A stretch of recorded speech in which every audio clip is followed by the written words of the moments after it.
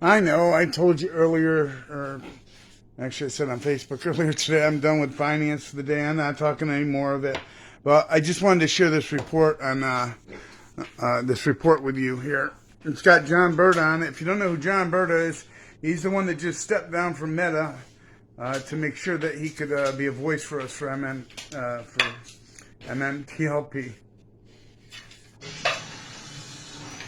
Retail investors sounding the alarm big time all weekend long, going after the Financial Industry Authority, FINRA, for halting its shares in a preferred stock of Meta Metals. And so we're going to get into what happened, why is this such a big deal.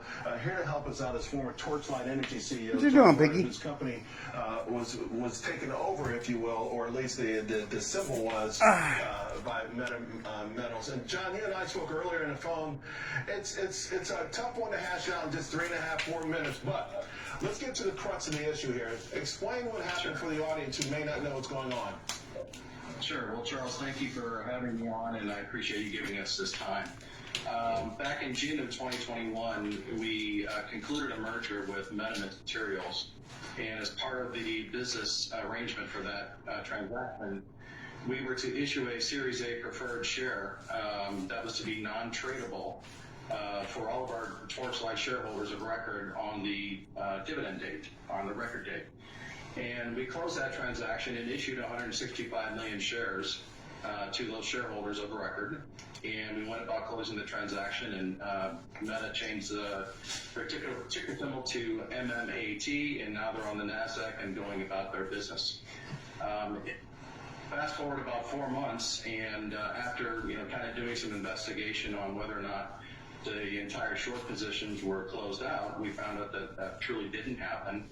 And then two market makers got together, went to FINRA, went to OTC Markets, and started trading the Series A preferred as MMTLP, or Meta Materials Preferred. And they did so with fraudulent information on OTC Markets. And when I found out about it personally, because they were using my information, I called OTC Markets and was advised at that time that FINRA approved it. Two market makers got together and listed it without company input and without the issuer knowing, and they went ahead and allowed it, and decided at that point they were going to do nothing. And so John, this was not, the company had nothing to do with this. Two market makers said, hey, we want this to trade. FINRA said, okay, we'll trade. Let's talk about the synthetic shares and the shorting that goes on and how this happens over and over again. Shorting that for many people, it's never, it's sort of a way that these firms have been able to abuse smaller companies, smaller listed companies.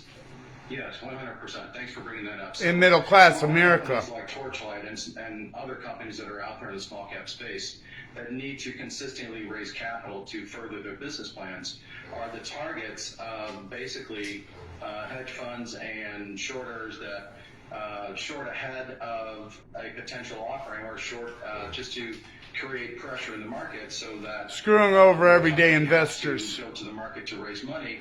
They're getting their stock at a cheaper price, and the only way for a synthetic or a naked short to cover is if the company actually issues real shares, because otherwise they're just sitting in a naked short that they haven't borrowed, and they have not done everything the proper way. So that's very pervasive in small cap stocks and companies in particular that need to raise capital throughout their lifespan. I got less than 30 seconds, and people on Twitter are saying, like other firms are now saying, they won't allow any trading in the stock. I mean, I'm not sure what the goal was with these two firms. I think Canaccord and another. What's going to happen from here, John? We really don't know what's going to happen from here. FINRA halted the stock on the last two trading days when the only trading that could have gone on was buy to cover.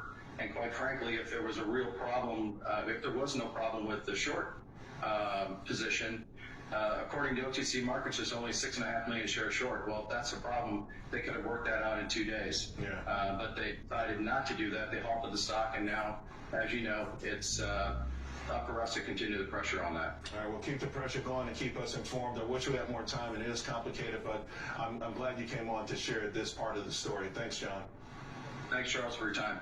So from this real bitter situation in the stock... Hashtag FINRA fraud.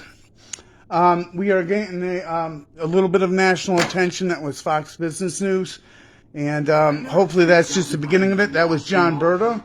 And is the reason why he stepped down from Meta is so that he could be a spokesperson for us. This is not over until it's over. And it's definitely not over.